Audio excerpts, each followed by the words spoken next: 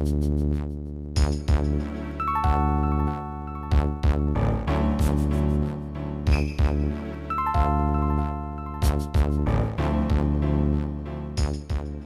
so the brief for this week is to just talk about a retro gamey thing. So I'm going to use this as an opportunity to talk about Pokemon and the weird business tactics of Game Freak, its developer. The first Pokemon games were Pokemon Red and Pokemon Blue in 1996, and these were functionally almost identical to each other, save for one key difference. Each version has 11 Pokemon that are unavailable in the other version.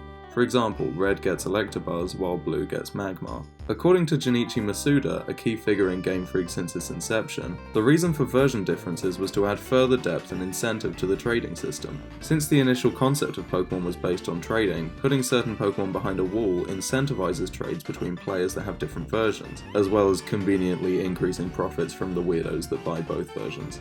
2 years after Red and Blue, Pokemon Yellow was published. This was an updated version of both Red and Blue, offering updated visuals that didn't look so off compared to the official artwork.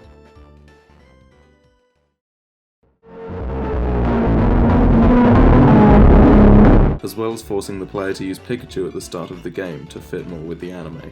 Red and Blue together sold 31 million copies worldwide, while Yellow only sold about 15 million. While this may sound like a failure, the fact that the development time for Pokemon Yellow was significantly less than that of Red and Blue means that the company essentially sold 15 million copies just by redesigning some sprites.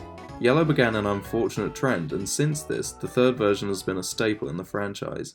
After Red and Blue came Gold and Silver to start off the second generation, which were followed up by Crystal the following year.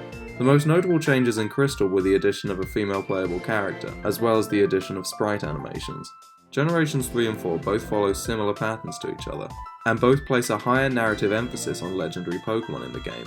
Each game has its own legendary Pokemon, and since Generation 3, choosing a game version has largely hinged on which legendary they prefer for most players. In both generations, a third legendary is present in the game, but is essentially ignored by the story until the third version, which expands massively on the third legendary and its relation to the initial two.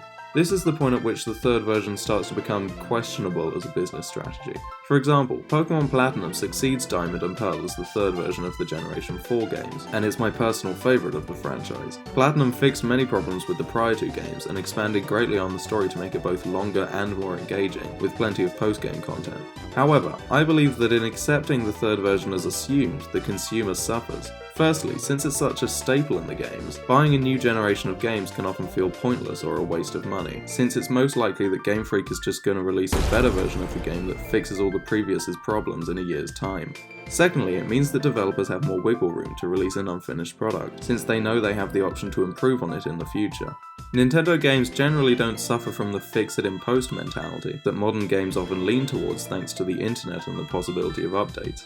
However, Game Freak seems to have circumvented this with their third version strategy. The games themselves aren't bad, but once a third version is released, the consumer sometimes can't help but feel cheated.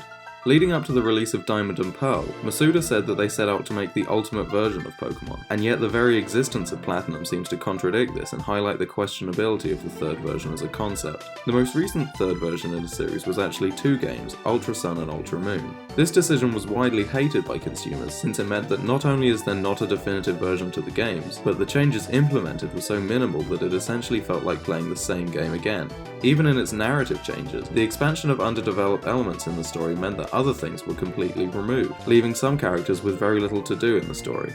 Arguably, the only good third version was the Generation 5 sequels, at least from a consumer point of view, since they had an entirely new story distinct from the previous while still building on the previous games in substantial ways. It wasn't just a fix, but a significant expansion. Ultra Sun and Moon cemented the third version as a bad faith business decision on the part of the developers, and hopefully served as a wake-up call that the third version can't just serve as a fix for prior games' mistakes, but must actively offer something new to consumers.